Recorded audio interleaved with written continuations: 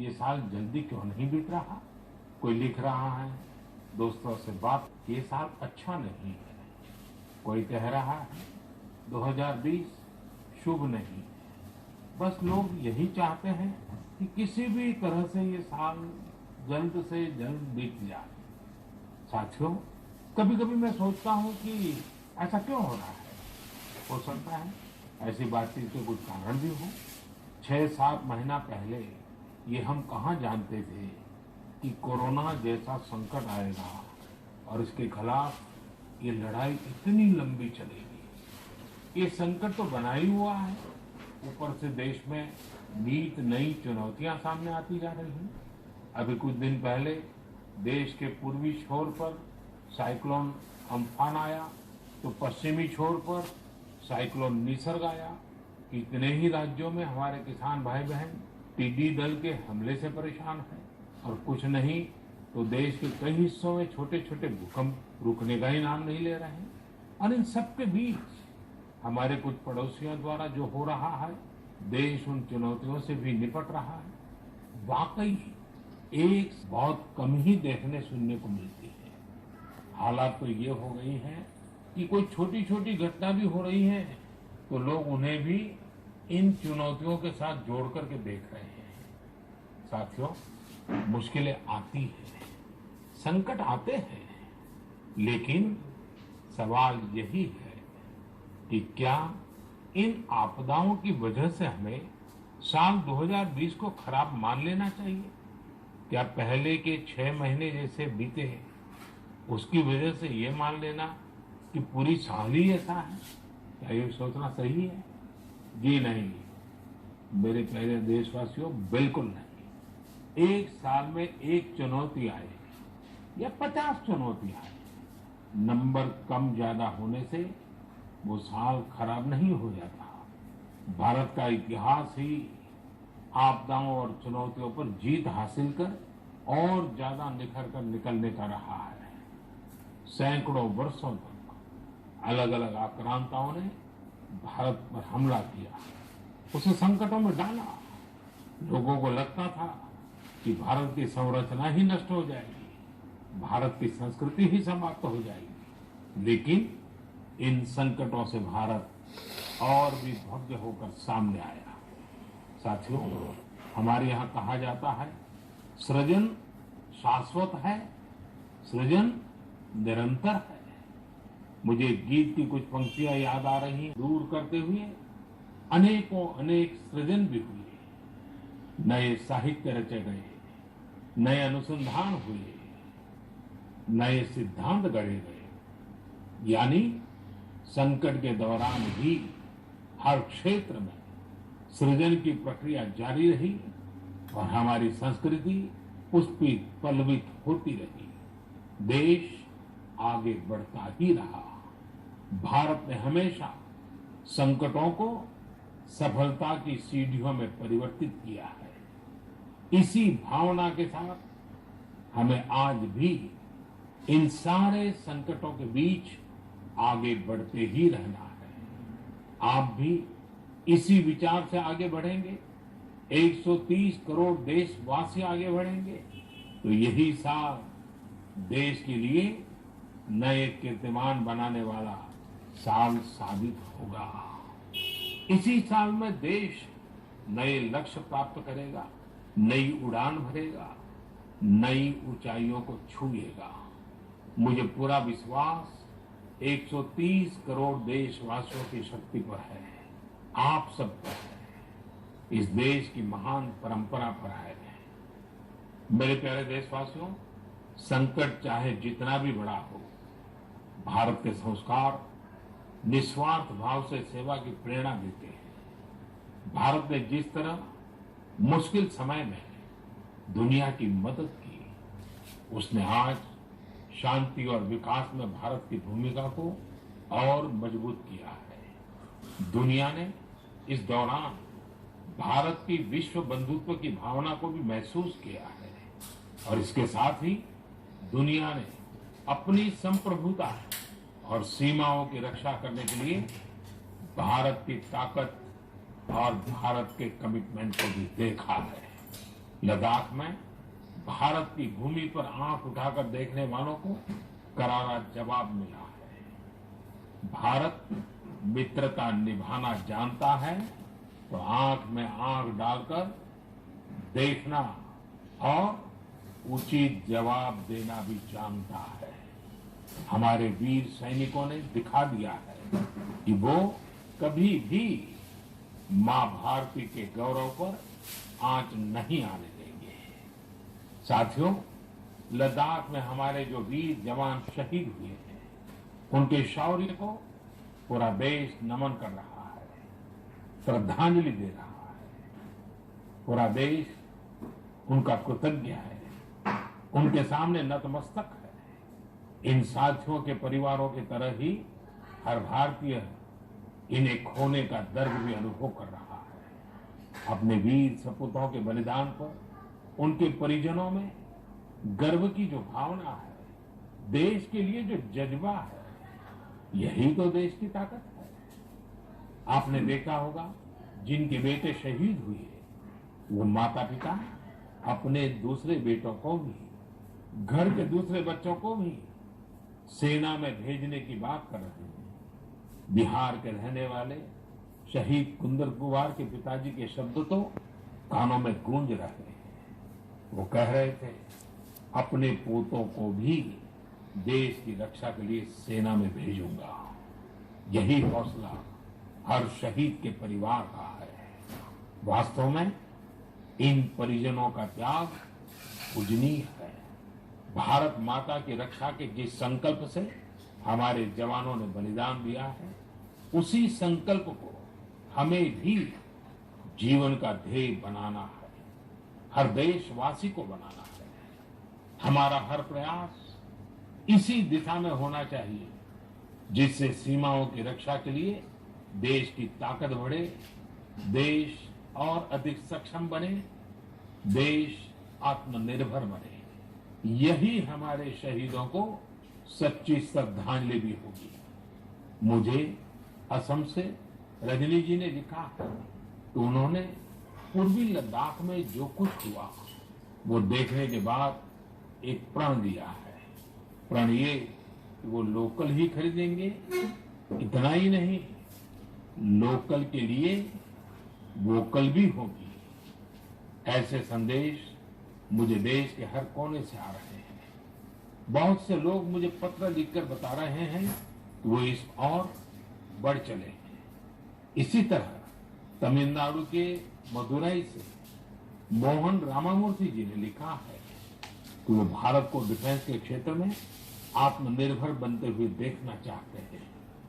साथियों, आजादी के पहले हमारा देश डिफेंस सेक्टर में दुनिया के कई देशों से आगे था। हमारे यहाँ अनेकों ऑर्डिनेंस फैक्ट्रियां होती थी। उस समय कई देश जो हमसे बहुत पीछे थे, वो आज हमसे आगे हैं। आजादी के बाद डिफेंस सेक्टर में हमें जो प्रयास करने चाहिए थे, हमें अपने पुराने अनुभवों का जो लाभ उठाना चाहिए था, हम उसका लाभ नहीं उठा पाए। लेकिन आज डिफेंस सेक्टर में, टेक्नोलॉजी के क्षेत्र में भारत आगे बढ़ने का निरंतर प्रयास कर रहा है। भारत आत्मनिर्भरता की तरफ कदम बढ़ा रहा है। साथियों, कोई भी मिशन पीपल्स पार्टिसिपेशन, जन भागीदारी के बिना पूरा नहीं हो सकता, सफल नहीं हो सकता। इसलिए आत्मनिर्भर भारत की दिशा में एक नागरिक के तौर पर हम सबका संकल्प, समर्पण और सहयोग बहुत जरूरी है, अनिवार्य है। आप लोकल खरीदेंगे, लोकल के लिए वोकल होंगे, तो समझिए आप देश को मजबूत करने में अपनी भूमिका निभा रहे हैं। ये भी एक तरह से देश की सेवा ही है। आप किसी भी प्रोफेशन में, हर एक जगह देश सेवा का बहुत स्कोप होता ही है। देश की आवश्यकता को समझते हुए जो भी कार्य करते हैं, वो देश की सेवा ही होती है। आपकी यही सेवा देश को कहीं न कहीं मजबूत भी करती है। और हमें ये भी याद रखना है, हमारा देश जितना मजबूत होगा, दुनिया में शांति की संभावनाएं भी और ताकत का प्रयोग दूसरों को तकलीफ देने में करता है। लेकिन सज्जन की विद्या ज्ञान के लिए, धन मदद के लिए और ताकत रक्षा करने के लिए इस्तेमाल होती है। भारत ने अपनी ताकत हमेशा इसी भावना के साथ इस्तेमाल की है। भारत का संकल्प है भारत के स्वाभिमान और संप्रभुता की रक्षा। भारत का लक्ष्य है आत्मनिर्भर भारत। भारत की परंपरा है भरोसा, मित्रता। भारत का भाव है बंधुता। हम इन्हीं आदर्शों के साथ आगे बढ़ते रहेंगे। मेरे प्यारे देशवासियों, कोरोना के संकट काल में देश लॉकडाउन से बाहर निकल आया है। अब हम अनलॉक के दौर में हैं। अनलॉक के समय में दो बातों पर बहुत फोकस करना है, कोरोना को हराना और अर्थव्यवस्था को मजबूत बनाना, उसे ताकत देना। साथियों, लॉकडाउन से ज्यादा सतर्कता हमें अनलॉक के दौरान बरतनी है। आपकी सतर्कता ही आपको कोरोना से बचाएगी। इस बात को हमेशा याद रखिए कि अगर आप मास्क नहीं पहनते हैं, 2 गज की दूरी का पालन नहीं करते हैं या फिर दूसरी जरूरी सावधानियां नहीं बरतते हैं, तो आप अपने साथ साथ दूसरों को भी जोखिम में डाल रहे हैं, खासतौर पर घर के बच्चों और बुजुर्गों को। इसलिए सभी देशवासियों से मेरा निवेदन है, और ये निवेदन मैं बार बार करता हूं, मेरा निवेदन है कि आप लापरवाही मत बरतिए, अपना भी ख्याल रखिए और दूसरों का भी। साथियों, अनलॉक के दौर में बहुत सी ऐसी चीजें भी अनलॉक हो रही हैं जिनमें भारत दशकों से बंधा हुआ था। वर्षों से हमारा माइनिंग सेक्टर लॉकडाउन में था। कॉमर्शियल ऑक्शन को मंजूरी देने के एक निर्णय ने स्थिति को पूरी तरह से बदल दिया है। कुछ ही दिन पहले स्पेस सेक्टर में ऐतिहासिक सुधार किए गए। उन सुधारों के जरिए वर्षों से लॉकडाउन में जकड़े इस सेक्टर को आजादी मिली। इससे आत्मनिर्भर भारत के अभियान को न केवल गति मिलेगी, बल्कि देश टेक्नोलॉजी में भी एडवांस बनेगा। अपने कृषि क्षेत्र को देखें तो इस सेक्टर में भी बहुत सारी चीजें दशकों से लॉकडाउन में फंसी थी। इस सेक्टर को भी अब अनलॉक कर दिया गया है। इससे जहां एक तरफ किसानों को अपनी फसल कहीं पर भी किसी को भी बेचने की आजादी मिली है, वहीं दूसरी तरफ उन्हें अधिक ऋण मिलना भी सुनिश्चित हुआ है। ऐसे अनेक क्षेत्र हैं जहां हमारा देश इन सब संकटों के बीच ऐतिहासिक निर्णय लेकर विकास के नए रास्ते खोल रहा है। मेरे प्यारे देशवासियों, हर महीने हम ऐसी खबरें पढ़ते और देखते हैं जो हमें भावुक कर देती है। यह हमें इस बात का स्मरण कराती है कि कैसे जो समूचे भारत के लिए एक मिसाल बन गया है। इस गांव के कई लोग बाहर रहकर नौकरी करते हैं। गांव वालों ने देखा कि कोरोना महामारी के समय ये सभी अपने गांव की ओर लौट रहे हैं। ऐसे में गांव वालों ने पहले से ही गांव के बाहर क्वारंटीन का इंतजाम करने का फैसला किया। उन्होंने आपस में मिलकर गांव से कुछ ही दूरी पर 14 अस्थायी झोपड़ियां बना दी और ये तय किया कि जब गांव वाले लौटकर आएंगे, छोड़ता वैसे ही अच्छे लोग आपदा में भी अपने गुण, अपना स्वभाव नहीं छोड़ते। आज हमारे देश की जो श्रम शक्ति है, जो श्रमिक साथी है, वो भी इसका जीता जागता उदाहरण है। आप देखिए, इन दिनों हमारे प्रवासी श्रमिकों की ऐसी कितनी ही कहानियां आ रही हैं जो पूरे देश को प्रेरणा दे रही है। यूपी के बाराबंकी में गांव लौटकर आए मजदूरों ने कल्याणी नदी का प्राकृतिक स्वरूप लौटाने के लिए काम शुरू कर दिया। नदी का उद्धार होता देख आसपास के किसान, आसपास के लोग भी उत्साहित हैं। गांव में आने के बाद क्वारंटीन सेंटर में रहते हुए, आइसोलेशन सेंटर में रहते हुए हमारे श्रमिक साथियों ने जिस तरह अपने कौशल्य का इस्तेमाल करते हुए अपने आसपास की स्थितियों को बदला है, वो अद्भुत है। लेकिन साथियों, ऐसे कितने ही किस्से, कहानियां देश के लाखों गांवों के हैं जो हम तक नहीं पहुंच पाए। जैसा हमारे देश का स्वभाव है, मुझे विश्वास है साथियों कि आपके गांव में भी, आपके आसपास भी ऐसी अनेक घटनाएं घटी होगी।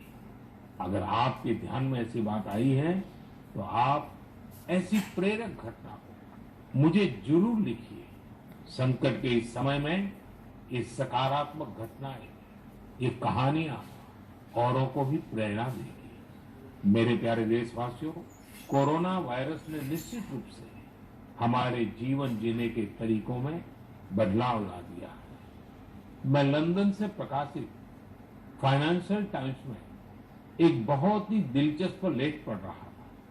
इसमें लिखा था कि कोरोना काल के दौरान अदरक, हल्दी समेत दूसरे मसालों की मांग एशिया के अलावा अमेरिका तक में भी बढ़ गई है। पूरी दुनिया का ध्यान इस समय अपनी इम्यूनिटी बढ़ाने पर है और इम्यूनिटी बढ़ाने वाली इन चीजों का संबंध हमारे देश से है। हमें इनकी खासियत विश्व के लोगों को ऐसी सहज और सरल भाषा में बतानी चाहिए जिसे वे आसानी से समझ सकें और हम एक हेल्थियर प्लेनेट बनाने में अपना योगदान दे सकें। मेरे प्यारे देशवासियों, कोरोना जैसा संकट नहीं आया होता तो शायद जीवन क्या है, जीवन क्यों है, जीवन सकारात्मक रहिए। इन्हीं शुभकामनाओं के साथ आप सभी का बहुत बहुत धन्यवाद। नमस्कार।